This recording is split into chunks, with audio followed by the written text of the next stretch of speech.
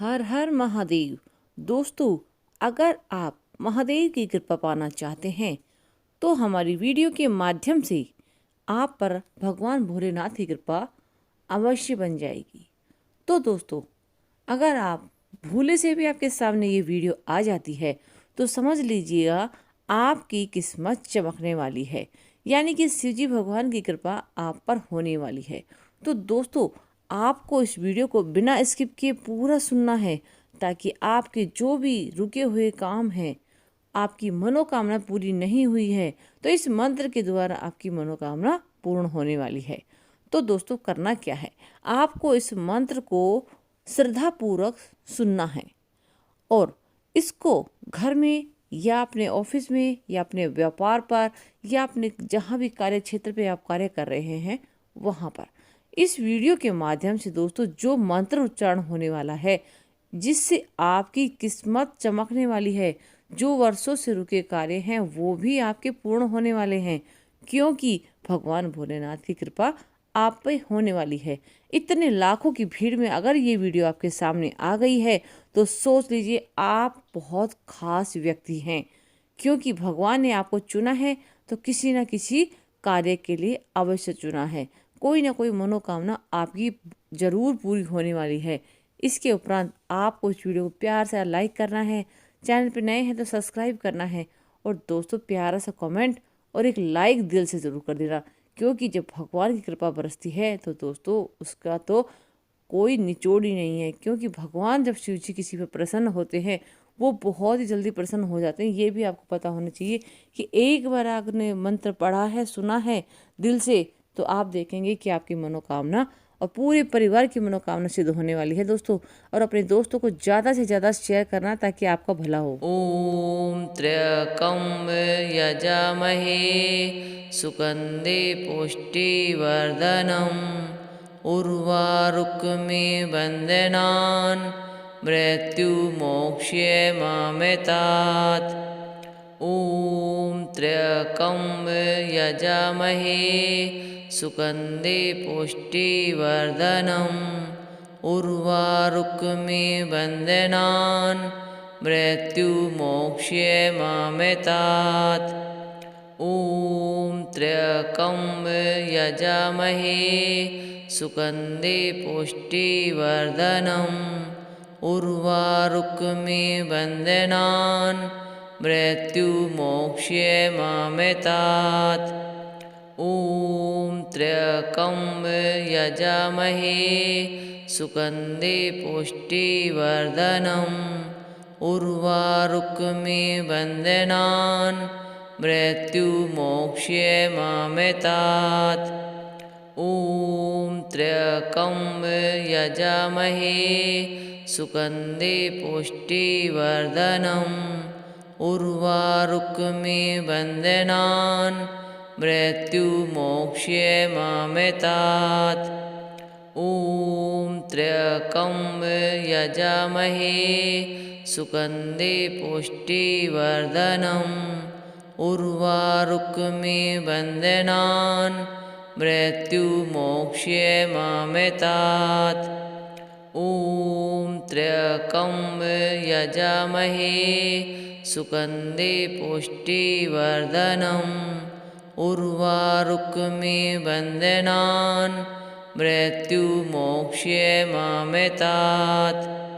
ॐ त्र्यकं यजामहे सुगन्धे पुष्टिवर्धनम् उर्वारुकमिव बन्धनान् मृत्युमोक्ष्यमामृतात्। ॐ त्र्यकं यजामहे सुगन्धे पुष्टिवर्धनम् उर्वारुकमिव बन्धनान् मृत्युमोक्ष्यमामृतात्। ॐ त्र्यकं यजामहे सुगन्धे पुष्टिवर्धनम् उर्वारुकमिव बन्धनान् मृत्युमोक्ष्यमामृतात्। ॐ त्र्यकं यजामहे सुगन्धे पुष्टिवर्धनम् उर्वारुकमिबन्धनान् मृत्युमोक्ष्यमामृतात्। ॐ त्र्यकं यजामहे सुगन्धे पुष्टिवर्धनम् उर्वारुकमिबन्धनान् मृत्युमोक्ष्यमामृतात्। ॐ त्र्यकं यजामहे सुगन्धे पुष्टिवर्धनम् उर्वारुकमिबन्धनान् मृत्युमोक्ष्यमामृतात्। ॐ त्र्यकं यजामहे सुगन्धे पुष्टिवर्धनम् उर्वारुकमिबन्धनान् मृत्युमोक्ष्यमामृतात्। ॐ त्र्यकं यजामहे सुगन्धे पुष्टिवर्धनम् उर्वारुकमिबन्धनान् मृत्युमोक्ष्यमामृतात्। ॐ त्र्यकं यजामहे सुगन्धे पुष्टिवर्धनम् उर्वारुकमिबन्धनान् मृत्युमोक्ष्यमामृतात्। ॐ त्र्यकं यजामहे सुगन्धे पुष्टिवर्धनम् उर्वारुकमिबन्धनान् मृत्युमोक्ष्यमामृतात्। ॐ त्र्यकं यजामहे सुगन्धे पुष्टिवर्धनम् उर्वारुकमिबन्धनान् मृत्युमोक्ष्यमामृतात्।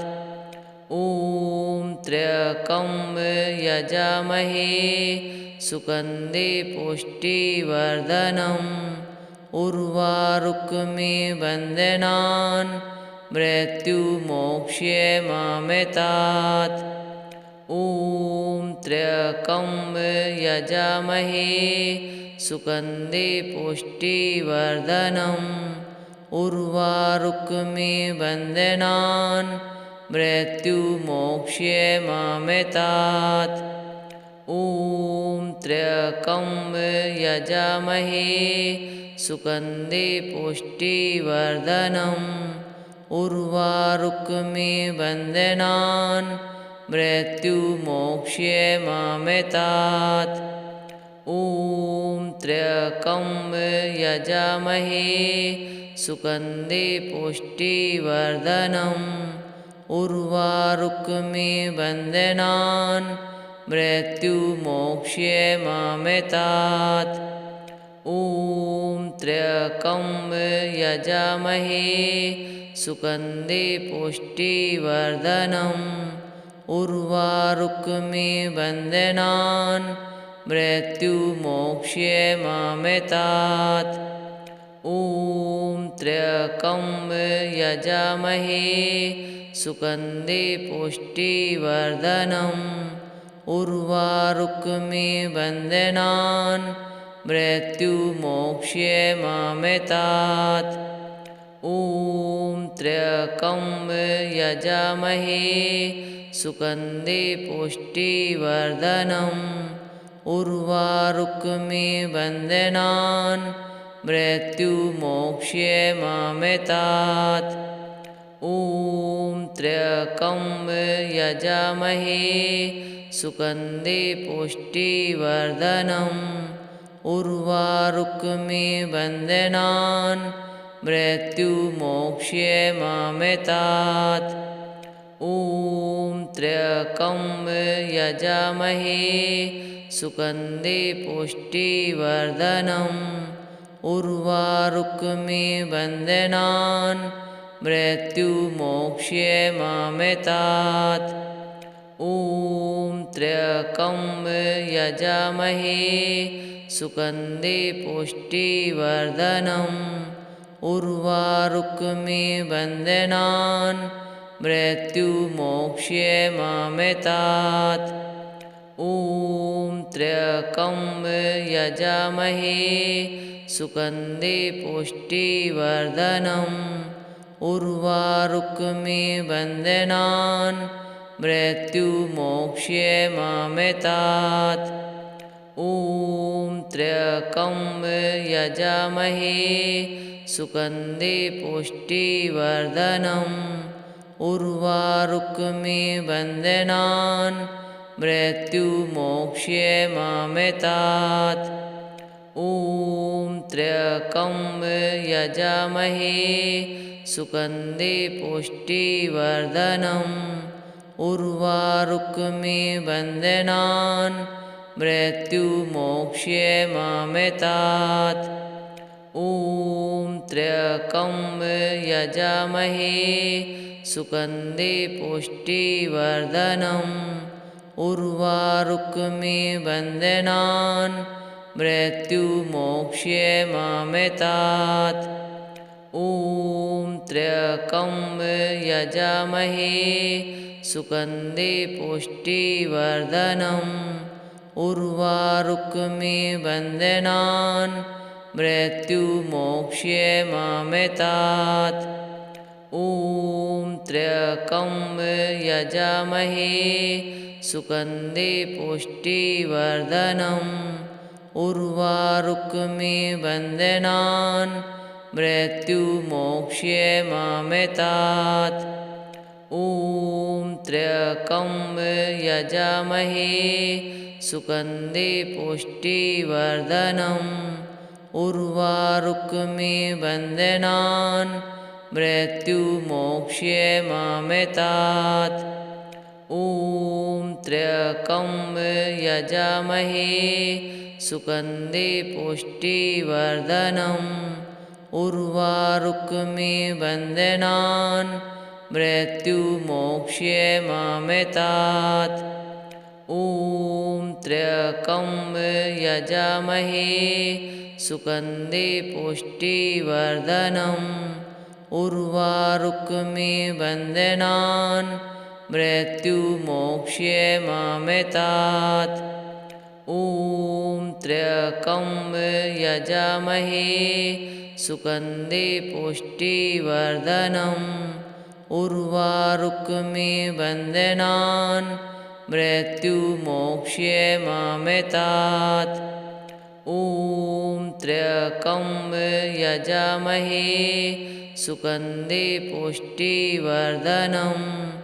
उर्वारुकमिबन्धनान् मृत्युमोक्ष्ये मामेतात् ॐ त्र्यम्बकं यजामहे सुगन्धे पुष्टिवर्धनम् उर्वारुकमिबन्धनान् मृत्युमोक्ष्ये मामेतात् ॐ त्र्यम्बकं यजामहे सुगन्धे पुष्टिवर्धनम् उर्वारुकमिबन्धनान् मृत्युमोक्ष्ये मामेतात् ॐ त्र्यम्बकं यजामहे सुगन्धे पुष्टिवर्धनम् उर्वारुकमिबन्धनान् मृत्युमोक्ष्ये मामेतात् ॐ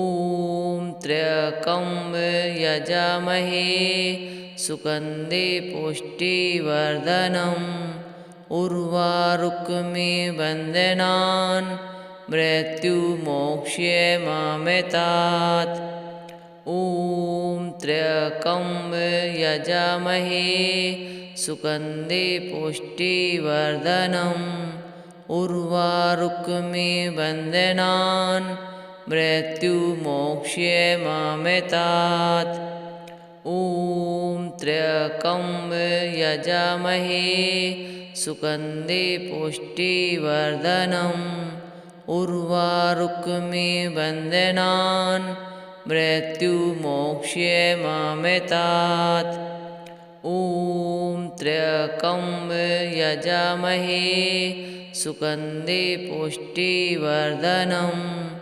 उर्वारुकमिबन्धनान् मृत्युमोक्ष्ये मामेतात् ॐ त्र्यकं यजामहे सुगन्धे पुष्टिवर्धनम् उर्वारुकमिबन्धनान् मृत्युमोक्ष्यमामृतात् ॐ त्र्यकं यजामहे सुगन्धे पुष्टिवर्धनम् उर्वारुकमिबन्धनान् मृत्युमोक्ष्यमामृतात् ॐ त्र्यकं यजामहे सुगन्धे पुष्टिवर्धनम् उर्वारुकमिबन्धनान् मृत्युमोक्ष्यमामृतात् ॐ त्र्यकं यजामहे सुगन्धे पुष्टिवर्धनम् उर्वारुकमिबन्धनान् मृत्युमोक्ष्यमामृतात् ॐ त्र्यकं यजामहे सुगन्धे पुष्टिवर्धनम् उर्वारुकमिबन्धनान् मृत्युमोक्ष्यमामृतात् ॐ त्र्यकं यजामहे सुगन्धे पुष्टिवर्धनम् उर्वारुकमिबन्धनान् मृत्युमोक्ष्यमामृतात् ॐ त्र्यकं यजामहे सुगन्धे पुष्टिवर्धनम् उर्वारुकमिबन्धनान् मृत्युमोक्ष्यमामृतात् ॐ त्र्यकं यजामहे सुगन्धे पुष्टिवर्धनम् उर्वारुकमिबन्धनान् मृत्युमोक्ष्यमामृतात् ॐ त्र्यकं यजामहे सुगन्धे पुष्टिवर्धनम् उर्वारुकमिबन्धनान् मृत्युमोक्ष्यमामृतात् ॐ त्र्यकं यजामहे सुगन्धे पुष्टिवर्धनम् उर्वारुकमिबन्धनान् मृत्युमोक्ष्यमामृतात् ॐ त्र्यकं यजामहे सुगन्धे पुष्टिवर्धनम् उर्वारुकमिबन्धनान् मृत्युमोक्ष्यमामृतात् ॐ त्र्यकं यजामहे सुगन्धे पुष्टिवर्धनम् उर्वारुकमिबन्धनान् मृत्युमोक्ष्यमामृतात् ॐ त्र्यकं यजामहे सुगन्धे पुष्टिवर्धनम् उर्वारुकमिबन्धनान् मृत्युमोक्ष्यमामृतात् ॐ त्र्यकं यजामहे सुगन्धे पुष्टिवर्धनम् उर्वारुकमिबन्धनान् मृत्युमोक्ष्यमामृतात् ॐ त्र्यकं यजामहे सुगन्धे पुष्टिवर्धनम् उर्वारुकमिबन्धनान् मृत्युमोक्ष्यमामृतात् ॐ त्र्यकं यजामहे सुगन्धे पुष्टिवर्धनम् उर्वारुकमिबन्धनान् मृत्युमोक्ष्यमामृतात् ॐ त्र्यकं यजामहे सुगन्धे पुष्टिवर्धनम् उर्वारुकमिबन्धनान् मृत्युमोक्ष्यमामृतात् ॐ त्र्यकं यजामहे सुगन्धे पुष्टिवर्धनम् उर्वारुकमिबन्धनान् मृत्युमोक्ष्यमामृतात्। ॐ त्र्यकं यजामहे सुगन्धे पुष्टिवर्धनम् उर्वारुकमिबन्धनान् मृत्युमोक्ष्यमामृतात्। ॐ त्र्यकं यजामहे सुगन्धे पुष्टिवर्धनम् उर्वारुकमिबन्धनान् मृत्युमोक्ष्यमामृतात्। ॐ त्र्यकं यजामहे सुगन्धे पुष्टिवर्धनम् उर्वारुकमिबन्धनान् मृत्युमोक्ष्यमामृतात्। ॐ त्र्यकं यजामहे सुगन्धे पुष्टिवर्धनम् उर्वारुकमिबन्धनान् मृत्युमोक्ष्यमामृतात्। ॐ त्र्यकं यजामहे सुगन्धे पुष्टिवर्धनम् उर्वारुकमिबन्धनान् मृत्युमोक्ष्यमामृतात्। ॐ त्र्यकं यजामहे सुगन्धे पुष्टिवर्धनम् उर्वारुकमिबन्धनान् मृत्युमोक्ष्यमामृतात्। ॐ त्र्यकं यजामहे सुगन्धे पुष्टिवर्धनम् उर्वारुकमिबन्धनान् मृत्युमोक्ष्यमामृतात्। ॐ त्र्यकं यजामहे सुगन्धे पुष्टिवर्धनम् उर्वारुकमिबन्धनान् मृत्युमोक्ष्यमामृतात्।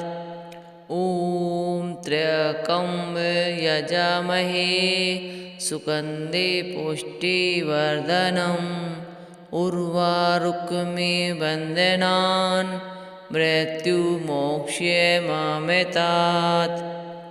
ॐ त्र्यकं यजामहे सुगन्धे पुष्टिवर्धनम् उर्वारुकमिबन्धनान् मृत्युमोक्ष्यमामृतात्। ॐ त्र्यकं यजामहे सुगन्धे पुष्टिवर्धनम् उर्वारुकमिबन्धनान् मृत्युमोक्ष्यमामृतात्। ॐ त्र्यकं यजामहे सुगन्धे पुष्टिवर्धनम् उर्वारुकमिबन्धनान् मृत्युमोक्ष्यमामृतात्।